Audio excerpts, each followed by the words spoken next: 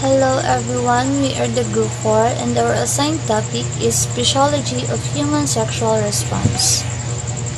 At the end of the lesson, the learners are expected to identify the stages or phases of sexual response and determine sexual problems and its reasons. Stages or phases of sexual response. Excitement phase, caused by increase in pulse and blood pressure, sudden rise in blood supply to the surface of the body, resulting in increased skin temperature, flushing, and swelling of all the sensible body parts. More rapid breathing, the secretion of genital fluids, vaginal expansion, and general increase of muscle tension. So, excitement phase is the initial stage of human sexual response cycle. Example of these is touching, kissing, or even just thinking about sex. It can cause increase in pulse and blood pressure or muscle tension, vaginal expansion, like that. So, that is excitement phase. Number 2 is plateau phase. Plateau phase is generally of brief duration if continued orgasm occurs. So, plateau phase is like arousal is maintained at a high level if continued orgasm occurs. So, what is orgasm? Orgasm means intense pleasure, individual or couple experiencing intense pleasure. For example, ejaculation for men and climax for women. And plateau phase is usually lasting for a few seconds or minutes. So yeah, that is plateau phase. Number 3 is sexual climax. Feeling of abrupt, intense pleasure, a rapid increase in pulse rate, and blood pressure and spasm. May last for a few seconds, normally not over 10 seconds, after which the individual enter the resolution phase. So, sexual climax or orgasm, as what I've said earlier, means intense pleasure or feeling of abrupt. That is sexual climax. And the last one is resolution phase. Last stage means returning to a normal or subnormal physiologic state. Females are physically capable of repeated orgasms without the intervening rest period required by males. So, resolution phase, ito na yung from the word last stage, magbalik na sa normal yung pleasure na nararamdaman ng tao. Like the muscles relax, the tension, nagalaw yung tension, and nagalaw yung heartbeat. And ang nakakaano lang, kasi yung females are capable of repeated orgasms na hindi nagre-rest, while sa men, need pa nila mag-rest before another orgasms. Sexual problems. Number 1 is physiological problems. List among the 3 categories. Only small number of people suffer from disease that are due to abnormal development of the genitalia or neurophysiology controlling sexual response. Sexual problems can be resolved through medication or surgery. So, physiological problems is like nerve damage. For instance, lalaki having a trouble getting an erection because of blood flow issues. While sa babae naman, nakaka-experience sila ng pain during sex. So, these are less common, but doctor often can fix them by medication or surgery. Number 2 is psychological problems. I will not read the definition na lang po. So, psychological problems is a performance anxiety. For example, a person might worry too much about the performance that they can't relax and enjoy, or they are having negative ideas like social myths about sex being dirty. So yeah, psychological problems like they are thinking too much, overthinking. These problems come from our thoughts and feelings. So that is psychological problems. So ang pinagkaibahan nilang dalawa, physiological is nerve damage, while ang psychological is performance anxiety. So these are the examples of sexual problems. Erectile impotence is a psychological origin in males under 40. So for men under 40s, they are having a trouble keeping an erection. For example, men can maintain erection during sex. So that is erectile impotence. Second is ejaculatory impotence is uncommon and is a psychogenic origin. So here, ejaculatory impotence is for men they are having a trouble ejaculating. For example, they can come during sex. So that is ejaculatory impotence. The last one is vaginismus. Is a strong spasm of the pelvic musculature constricting the female reproductive organ so that penetration is painful or impossible.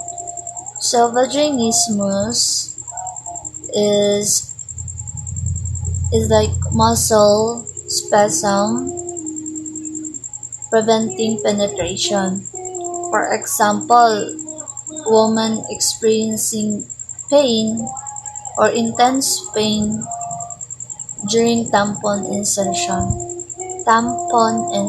So that is vaginismus. Good day, ma'am. So before we start, let me introduce myself. So my name is Jumair J. Kudarat. I'm discuss the topic 2. It's all about sexually transmitted disease. Objectives. At the end of discussion, the learners are expected to first, be able to understand STD and STI. Second, identify the different types of STI. And the third is differentiate HIV to age. And the last is determine its preventive measures. So, what is STD? STD stands for sexual transmitted disease, a medical condition spread through sexual contact. So, STD are infection passed from one person to another through sexual contact. They are often spread during vaginal, oral, or anal sex, but can also be spread through other sexual contact involving the penis, vagina, mouth, or anus. Sa madaling salita, ang STD or sexually transmitted disease ay ang mga sakit na nalilipat sa pakikipagtalik. Ito ay mga infeksyon na kumakalat mula sa isang tao patungo sa isa pa sa pamamagitan ng pakikipagtalik. Maraming uri ng STD na dulot ng iba't ibang mikrobyo tulad ng bacteria, virus o parasite. If you think you may have an STD, it's important to see doctor right away. Most STD can be treated effectively with medication. Dahil ang STD ay maaaring magkaroon ng malubhang epekto sa kalusugan kung hindi gagamutin. Mahalagang magpasuri ng regular at makipag-usap sa iyong doktor tungkol sa anumang alalahanin na mayroon ka. Kaya kailangan po tayo magpakonsulta sa mga doktor. Chlamydia, also known as chlamydial infection, an STI caused by chlamydial trachomatis. It's a very common yet often symptomless sexually transmitted infection caused by the bacterium Chlamydia trachomatis. According to CDC 2015, nearly 3% of girls aged 15-19 had chlamydia. Chlamydia ay isang karaniwang infeksyon na nakukuha din sa pakikipagtalik. Chancroid. Chancroid is a highly contagious bacterial sexual transmitted infection caused by the bacterium Haemophilus ducreyi. It's characterized by painful sores, typically on the genitals. Chancroid ay isang infeksyon sa ari na dulot ng bakterya na Haemophilus ducreyi. Number 1. Pubic lace infestations, also known as crabs, are primarily spread through sexual contact. Pets do not play a role in their transmission. This lace attached to pubic hair, but they can also infest areas like the armpits, mustache, beard, and eyelashes and eyebrows. They survive by feeding on human blood. The name crabs comes from their crab-like appearance with claws and body shape. Number 2. The genital herpes. This sexually transmitted disease is caused by the herpes simplex virus. It can affect the skin, cervix, genitals, and other body parts. There are two types of herpes simplex virus. Herpes type 1 more commonly affects the mouth. Herpes type 2 more commonly affects the genital areas. Their transmission spread through direct human-to-human contact. Herpes type 1 is mainly transmitted through vaginal, oral, or anal sex. Herpes type 2 can also be transmitted through shared objects like straw, utensils, or kissing. The virus can remain inactive inside the body for a long periods, meaning infected individuals may have no symptoms. The symptoms include blisters and ulcer on the cervix, vaginal discharge, painful urination, general discomfort or malaise, cold sores around the mouth, red blisters which can be painful and leave scars on genitals, rectum, tights, and buttocks. Number 3. The hepatitis B. This sexually transmitted diseases is caused by the hepatitis B virus or HBV. It is transmitted through contact with infected semen, blood, and some other body fluids. A person can become infected by having unprotected sex, using an unsterilized syringe, being accidentally pricked by a sharp object, drinking infected breast milk, or being bitten by an infected person. The patient's liver swelled and they can suffer serious liver damage as a result of the infections, which can eventually lead to cancer. In some cases, the disease can become chronic. Blood donation centers always check to make sure the donor's blood is free of the hepatitis B virus. Number 4. The HIV and AIDS. HIV, human immunodeficiency virus, is the virus that causes AIDS, acquired immune deficiency syndrome.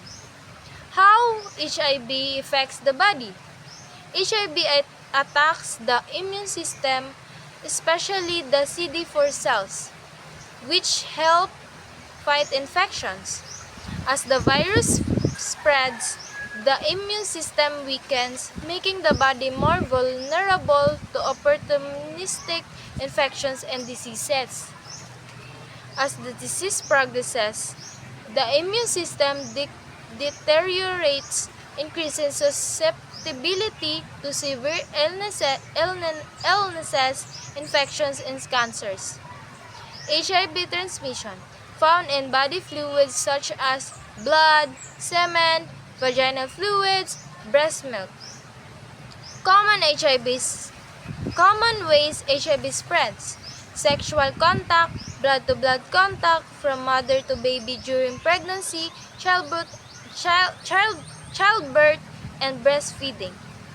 HIV preventions: using condoms during sex, regular testing and early detection, avoiding shared needles. HIV positive mothers taking antiretroviral therapy to reduce transmission to their baby. Number 5, the human papilloma virus or HPV. Human papilloma virus is a group of over 100 related viruses that affect the skin and mucous membranes of the body. About 40 types of HPV affect the genital areas, such as throat, cervix, anus, and mouth. Most people with HPV do not show symptoms, but some may develop genital warts or cancers. The health risk associated with HPV: the genital warts, small skin-colored bumps that appear in the genital or anal areas. Cervical cancer. HPV can cause abnormal cells changes in the cervix, increasing the risk of cancers. HPV transmissions. Sexual contact, skin-to-skin genital contact, even without penetration. Pregnant women can pass HPV to their baby during childbirth, but this is rare. HPV preventions. HPV vaccination must effective before becoming sexually active. Using condom to reduce risk. True HPV can still spread through skin-to-skin contact. Regular pap smears for early detection of cervical abnormalities.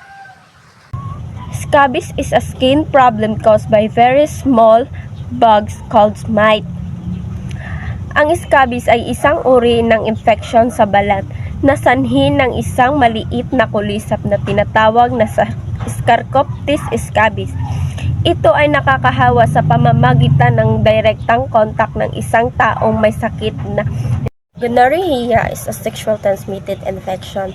Gonorrhea is an infection that can be passed during sex. It's caused by tiny germs called bacteria. Gonorrhea ay isang uri ng sakit na nakakahawa sa pamamagitan ng pakikipagtalik. Pag ang isang tao ay marami ng karanasan sa pagtatalik, ito ay magdulot ng komplikasyon sa ari. Safe sex refers to sexual practices that significantly reduce the risk of sexual transmitted infection or STI and unintended pregnancies. It involves using barriers like condoms and practicing responsible sexual behavior. To avoid spreading STD is to prioritize safe sex practices and open communication. First, always use condom during any sexual activity, including vaginal, anal, and oral sex. Condoms are highly effective at preventing the spread of any STD and preventing pregnancy. Gumamit ng condom sa tuwing nakikipagtalik, isa itong epektibong pamamaraan para maiwasan ang pagkalat ng STD. Number 2 is regular testing. Get tested for STD regularly, especially if you have multiple partners or engage in unprotected sex. Early detections allowed for prompt treatment and prevents further spread. So, before sexual intercourse with a new partner, dapat i-check or magpatanaw if may sakit bang STD with your partner. Magpa-test una para dili magtakot-takot. Magpa-test sa doktor at magpa-check up. Para sa STD, mahalagang malaman kung mayroon kang STD para maagapan agad. Number 3, vaccination. Get vaccinated against STD like HPV and hepatitis B. Vaccination is a crucial step in preventing this infection. And also know your limits. Be comfortable saying no to sexual activity if you're not ready or if you have concern about your partner health or behavior. So, dili magpataka-taka o gamit sa isa ka tao na wala pa kaayo na kaila kay basi wala ta kabalo nga naa di ay siya'y sakit nga sexual transmitted diseases or STD. Matakot ka o dili kaya ikaw ang makatakot if naapod kay sakit. So, be aware, dapat sa partner lang nino, uyab, bana or asawa. Then, ugaliin ding maging malinis before or after makipagtalik, dapat maghugas. At iwasang gumamit ng ipinagbabawal na gamot o tulad ng pag-inom ng alak.